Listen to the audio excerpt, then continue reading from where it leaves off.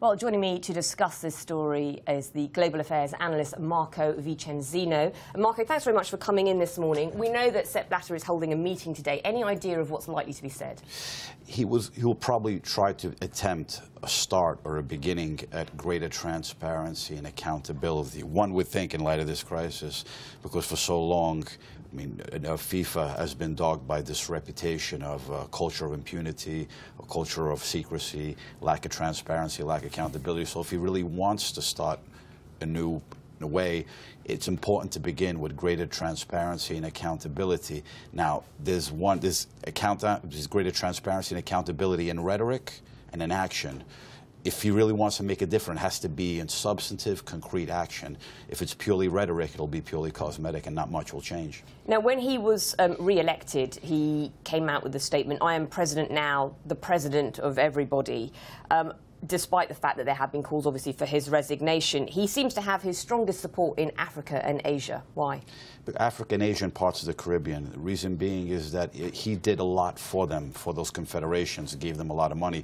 In the build-up to the 2014 World Cup, FIFA made about estimated $5.7 billion, enormous profits, and many of those profits have gone to the confederations in Asia and Africa in ways that wasn't done previously. FIFA had always been more Eurocentric as an institution. He globalized it more, and he deserves credit for that.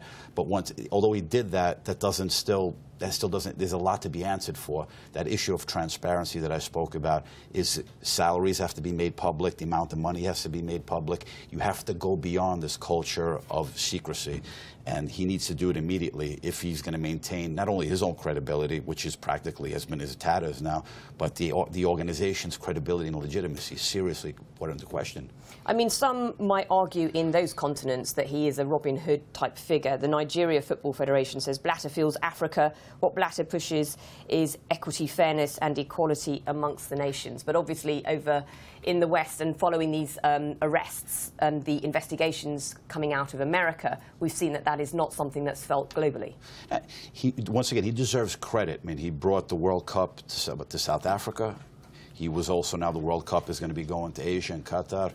He's done a lot for them, but just because you give to somebody doesn't mean that you shouldn't be accountable. And there's a lot of questions to be. When you have, for example, he spoke about NATO he spoke about FIFA as a company.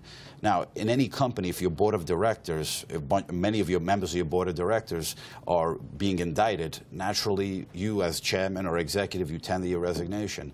There needs to be these rules of greater governance.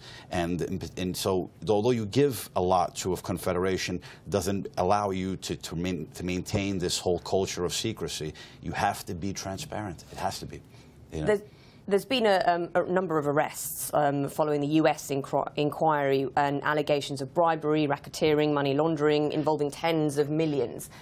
How difficult will it be to use some of the evidence that's been gathered in the US in a court of law? Because some of it's been done in secrecy, i.e. wearing wiretaps and stuff. It's procedural. Eastern District of New York began this investigation 3 years ago. They've invested a lot of resources, and part of investing those resources is that you follow proper procedure, is getting permission from the courts to use all these methods that you're referring to. So if it's presented in a court of law, the judge, the first thing they'll ask is this evidence, is it admissible? And to get it admissible, had they followed the proper procedures? If they follow the proper procedures, that evidence will be admissible.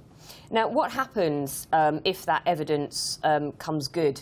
And what does that mean for Sepp Blatter? Because at the moment, they're just allegations, obviously. Will there be stronger pressure? Can we speculate like that or not? If any of the people who are being indicted are convicted, then he himself, the pressure will grow. Now that he became president again, he was elected for a 5th term. He goes for another 4 years. But I think there'll be such a great pressure, not only just from different governments, but sponsors. That's a big thing, is pressure from the sponsors. He himself hasn't been indicted yet. And he may not be indicted, but the closer it gets to him, the more he loses credibility and more the organization of FIFA loses legitimacy. And the American government made it clear just yesterday. They said the fact that this is just the first round, that there's going to be another round of indictments coming up. This is just the beginning. Do we know any more about why his counterpart pulled out? Prince Ali, I think, for his victory, it was a loss for FIFA, but it was a Pyrrhic victory for Blatter. What I mean by that is the fact that the entire organization, he became president for a 5th consecutive term, and contrary to expectations, he didn't win in the first round. Prince Ali wanted to make a statement. He wanted to take it to a second round and say, you don't have the full support of the organization. More than 1/3 of the members are against you. And Prince Ali did something, I would say, was one of FIFA's finest moments, was the fact that he himself knew that by presenting himself as a candidate, and he knew that he would lose not only just the election, but his position in the Asian Confederation. So he's a person who set an example whereby he put personal interests aside for the greater collective interest of FIFA as an organization. Okay, Marco, thanks very much.